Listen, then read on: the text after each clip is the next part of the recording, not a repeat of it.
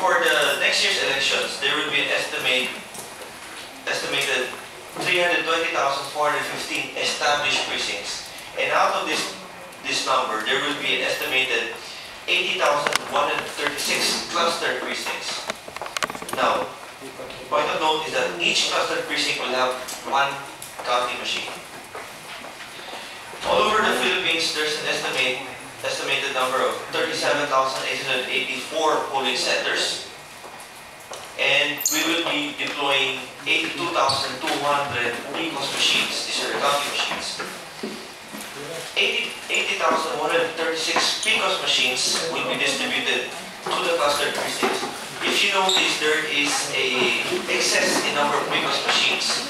The idea here is that we will be placing spare PCOS machines all over the Philippines in strategic areas for any contingency.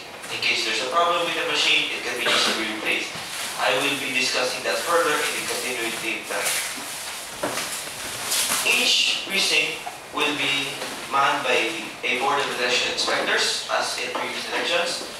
The BI shall be comprised of a chairman, voter, and third member. Now, a variation as to previous elections is that in these elections, we will have in some precincts support staff.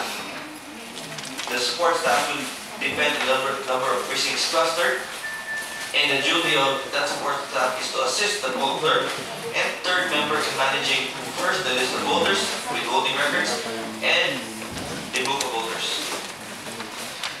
Now, in this table, the board of election inspectors are basic numbers 3. So for each precinct clustered, if there's only one precinct, not two clustered precincts, there will be 3 PIs and no support staff. Now, if there will be 2 clustered precincts, there will still be only 3 members of the BI in that precinct and no support staff. In the event that there will be 3 precincts that will be clustered, aside from the BI, there will be 1 additional support staff. So total number 4 personnel per clustered precinct. Now, for 4 clustered precincts, there will be additional number of 2 support staff, bring the total number of personnel per precinct to 5. And for precincts totaling 5 that will be clustered, there will be additional 3 support staff. So that brings it up to 6 personnel per clustered precinct.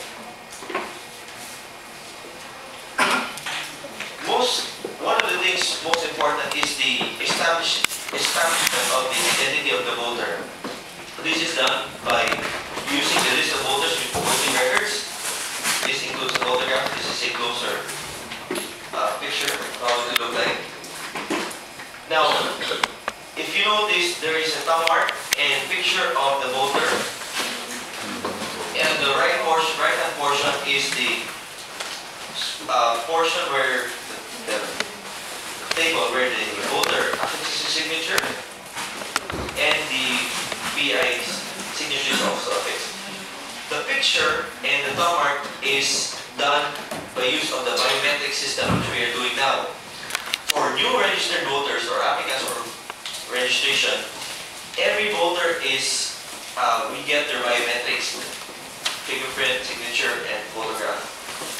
For those who have registered previously but did not provide their biometrics, we have validation ongoing. So validation is that you're already a registered voter. However, we just get additional data from your information, meaning to say the picture and cover. Point of interest is that you do not have to validate to vote.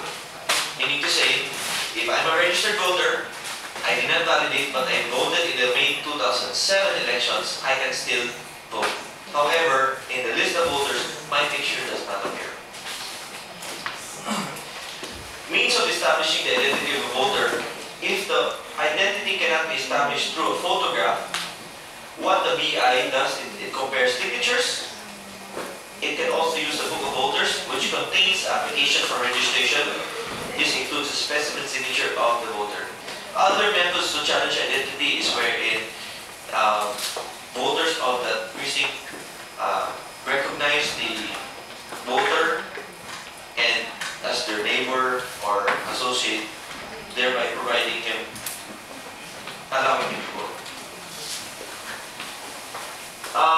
of the most important things in the 2010 elections is the usage of a new ballot.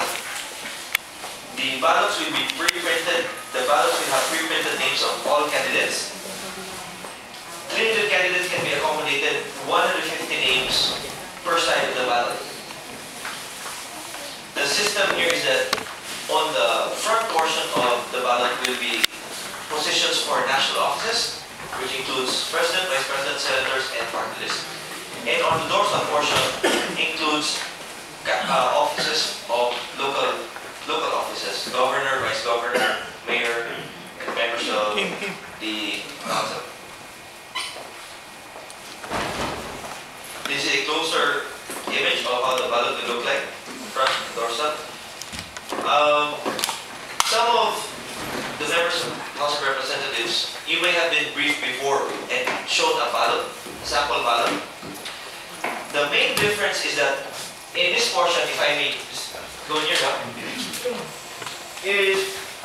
the main difference is that here there are black lines already. The idea here is that on this portion where the area will be shaded, the oval, this corresponds to this black area here. So if a voter smudges or marks it heavily, it does not go to the other side. Okay. So that's an innovation.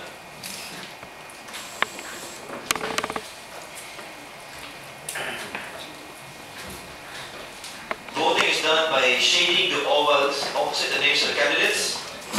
Shade of oval opposite names of the candidates on the right side. I may interject here that, for example, in senators, if you overvote, that particular office will not be counted. Meaning to say, for example, there are 12 senators to be voted for. If a voter votes for 13 senators, immediately, all those votes will not be counted. However, all the other votes for the other offices will still be counted. The PCOS, which is the precinct count optical scan, is there will be one unit per custom precinct. The voter personally feeds the ballot into the machine, meaning to say after the ballot is given to the voter by the chairman, the BI does not anymore handle or touch that ballot.